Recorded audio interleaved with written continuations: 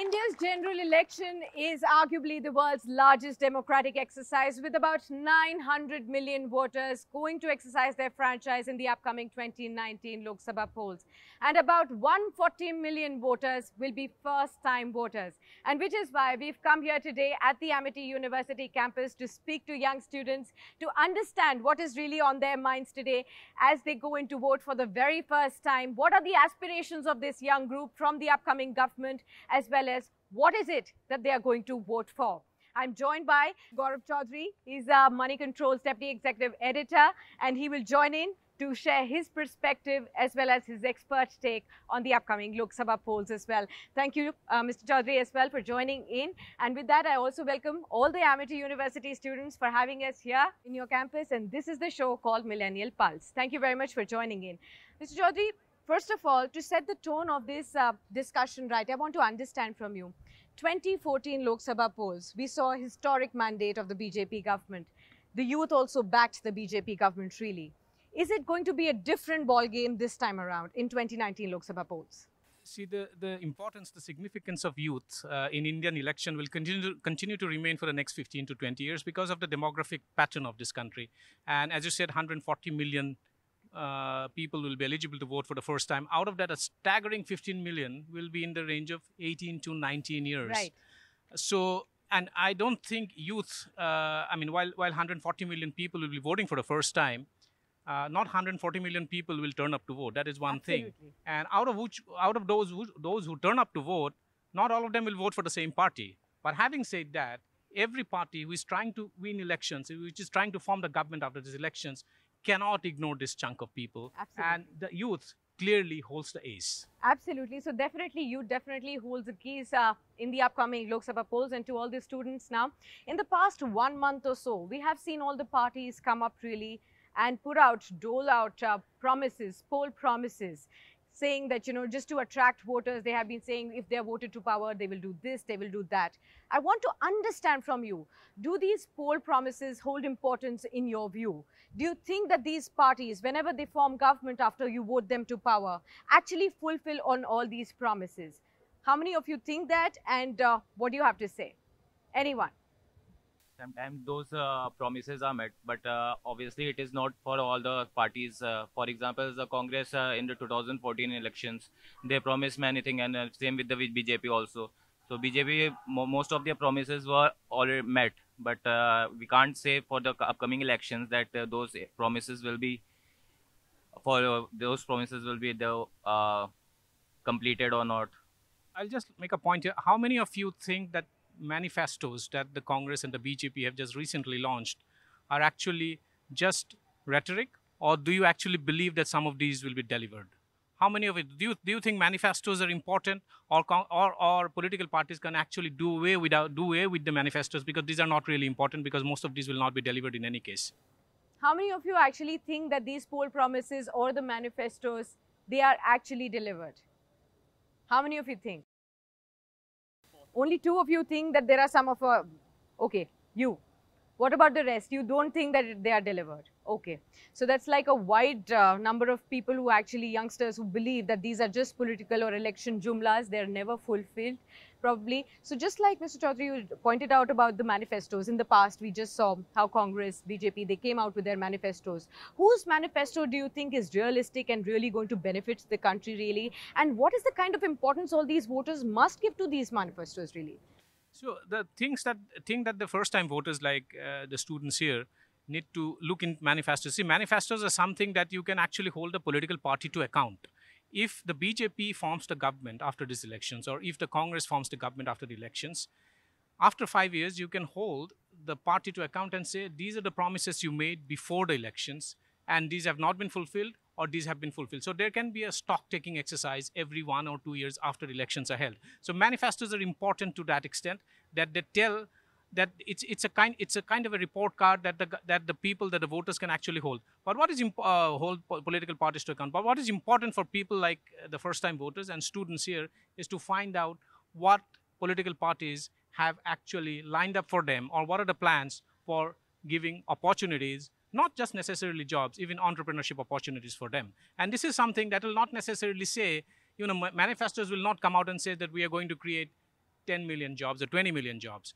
The manifestos are going to create opportunities for creation of jobs. Right. And say, for instance, if a party is saying that we are going to invest X amount of money in infrastructure over the next 5 years or so, infrastructure, as we know, has strong multiplier effects in creating jobs. So more money invested in infrastructure will create more jobs. Right. Likewise, if you simplify tax, or if you simplify taxation structure, or if you invest more in agriculture, then agriculture becomes a rewarding profession. As we have now seen that people are trying to move out of agriculture. The new generation of farmers, the children of the new generation of farmers don't want to remain in farming because it's no longer a rewarding profession. Correct. So we need to see in these manifestos what are the kind of plans, programs, and opportunities that political parties, once they are voted to power, have promised to bring in. All right, and that is an important point to definitely consider when you go into vote or press that ballot button for the very first time.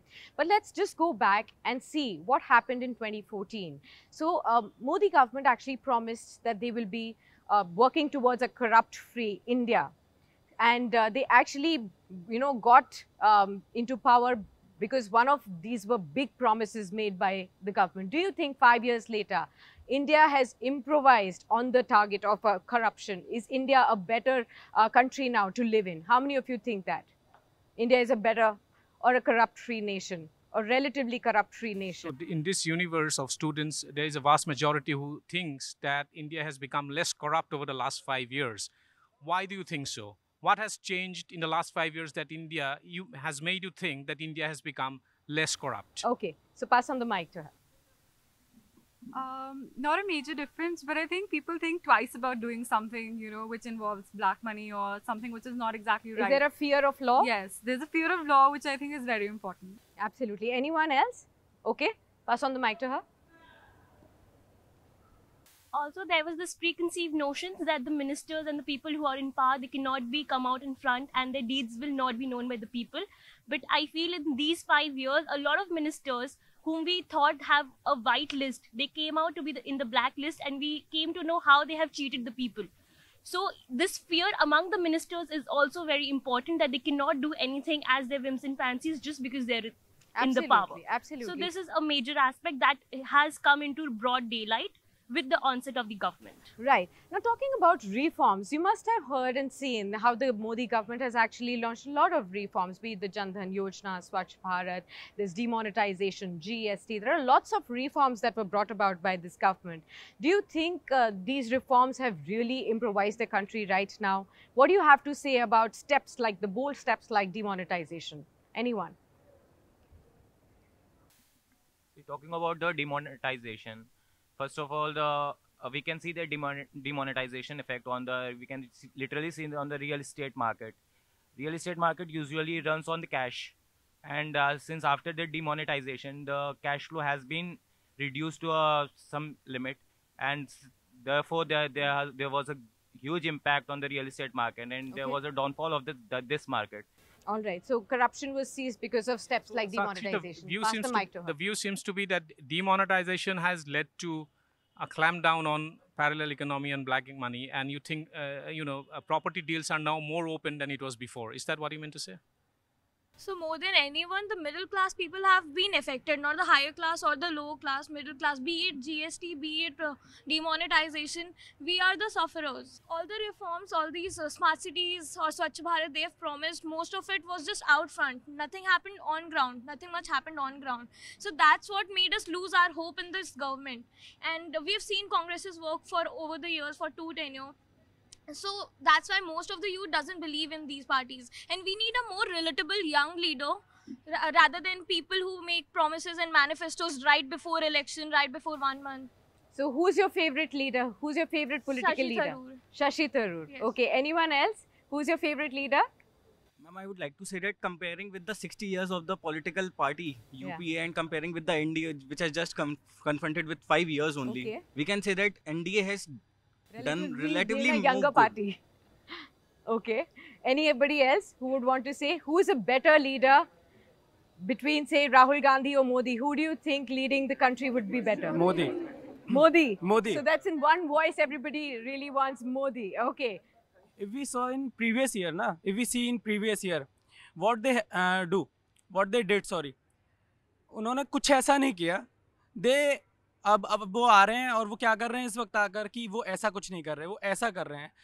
I am just talking about Rahul Gandhi. Just before 3 days he said कि वो जो है 72,000 रुपये देगा, 72,000.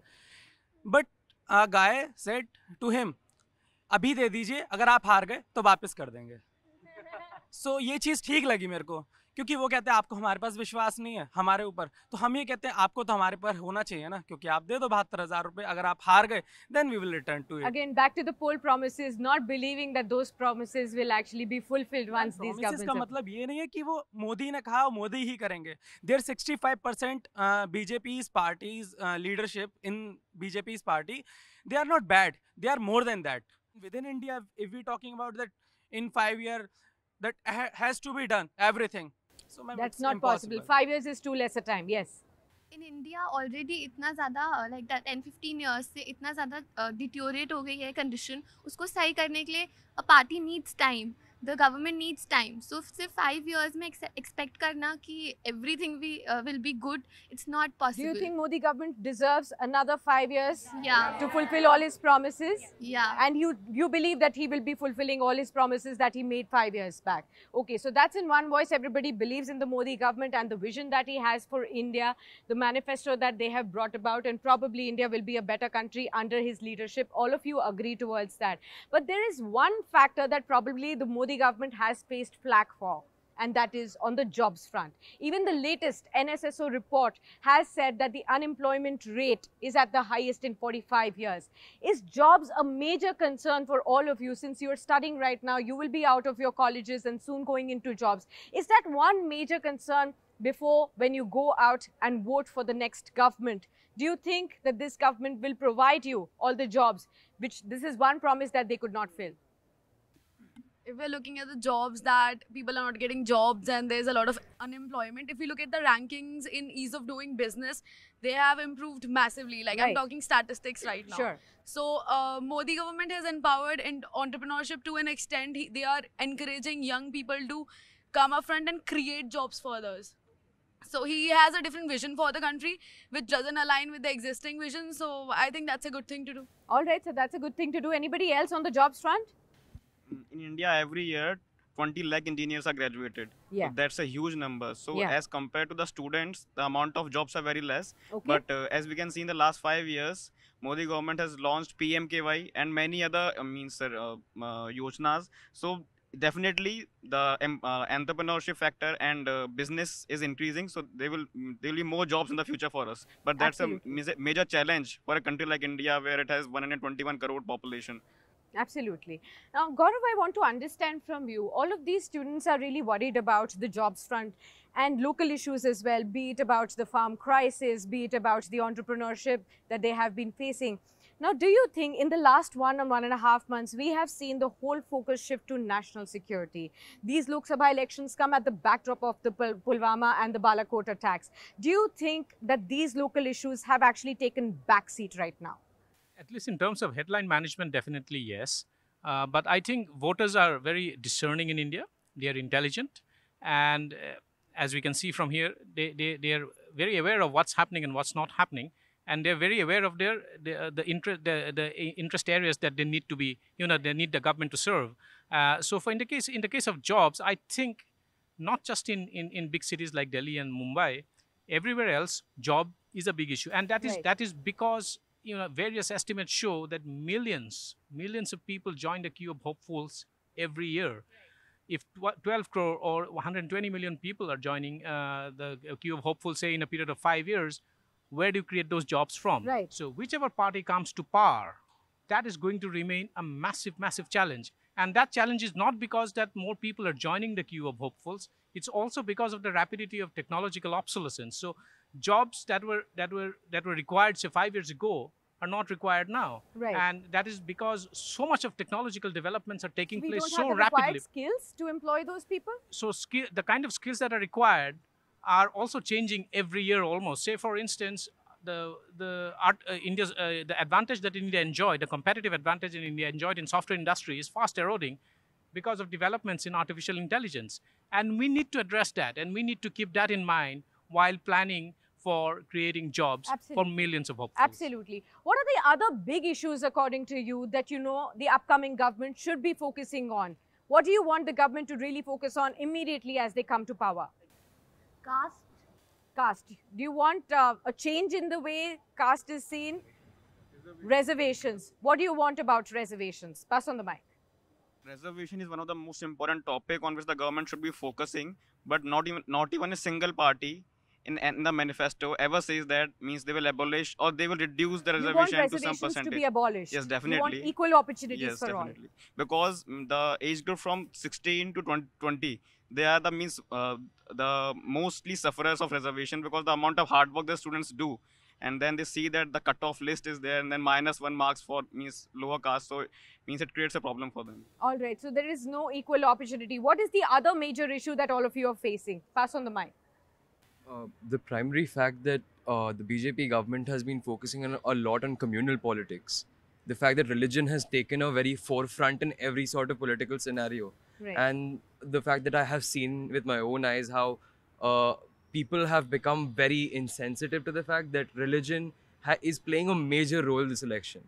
The color Bhagwa is something that scares people at this point. Right. I'm not saying the BJP government is bad. The BJP government has worked on development in the last 5 years and they've done an amazing job. Yeah. And as everyone agrees with me that they've delivered on a lot of their promises. Right. But the fact that they've been using the communal game to further their election propaganda is something that should have been avoided. Absolutely. Gaurav, do you want to add? Yeah, so this is the point that probably is going to, get center stage as the elections begin, is religious polarization. And that has been talked about. I mean, religious polarization is something, it's a truism of Indian politics. And that is something that we cannot just ignore or overlook. And also, as a point that was made by one of the students about caste-based identity politics, Indian politics remains a prisoner of identity-based politics, whether it's religion-based identity or caste-based identity or region-based identity. That is something that we need to get over with. But that hasn't happened over the last 70 years. Every election, we talk about development, but every election is, as it turns out, votes are cast on identity, be it on caste identity or based on religious identity. I think that is something that we need to seriously ponder over. All right, just last few questions I want to ask you all, and I will want all of you to show your hands and tell me, has the Modi government really tackled the issue of terrorism in the right manner? How many of you agree? Okay, most of you, maybe 99% of you actually say yes to that. Do you think the promise of Achhe Din has been delivered by the Modi government, which was promised 5 years ago? How many of you agree the promise of Achhe Din have been delivered? Okay, so about, to some extent, 30 to 40%. Do you believe the Modi government should come back to power in 2019 to be able to fulfill all the promises? All right, so that's a vast majority and an overwhelming majority. At least this group really believes that Modi government should actually come back to power and they should form the government. Let us just see how the votes turn out to be. The verdict will be out on May 23rd. With that, we come to a wrap of this edition of Millennial Pulse. Thank you very much for having us here in your campus. It was great speaking to all you students to understand what you have on your mind. Thank you very much.